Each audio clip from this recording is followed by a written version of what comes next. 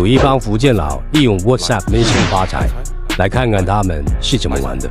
例如做球鞋的，要找阿联酋客户，能在地图上看见他们的店铺，并且都留有联系方式。一个个联系的话，效率实在是太慢了。我们来到地图工具这里，关键词处输入 Swiss， 地区一栏定位到阿联酋。一会地图上那些阿联酋做球鞋的商家 WhatsApp 就全下架好了。我们通过 WhatsApp 矩阵多个号发送产品信息给他们，回复的就是你的意向客户了。